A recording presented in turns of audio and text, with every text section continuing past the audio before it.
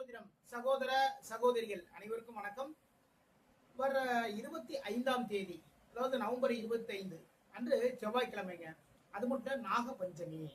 அந்த நாகபஞ்சமிக்கு என்ன பண்ணலாம் அப்படின்னா, ஜோதிட அதாவது உங்களுடைய ஜாதகத்துல ராகு கேது இருக்கு, ராகு கேது தோஷம் இருக்கு அப்படின்னு சொல்லுவாங்க.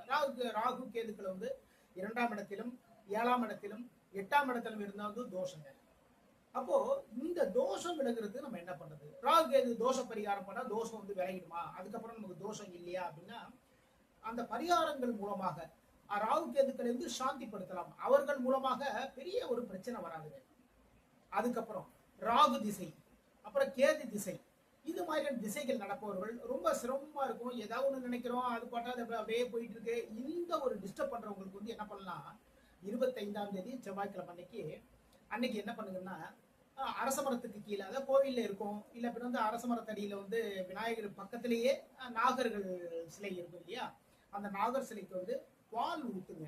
பால் எடுத்துக்கோங்க, வெத்தலை பாக்கு, வாழைப்பழம், கற்பூரம் இதெல்லாம் வாங்கிக்கோங்க, பத்தி எல்லாம் வாங்கிக்கோங்க. முக்கியமா பாத்தீங்கன்னா குங்குமமும் மஞ்சளும் வாங்கிக்கோங்க.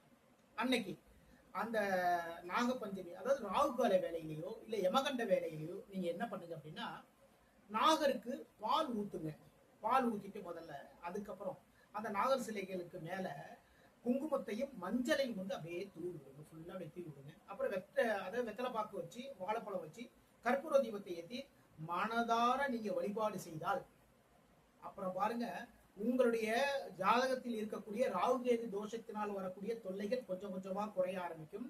திருமண தடைகள் அகலும், பிரச்சனைகள் அகலும், கடன்கள் குறைவதற்கான சூழல்கள் ஏற்படும். இந்த நாளை தவற விடாதீர்கள்.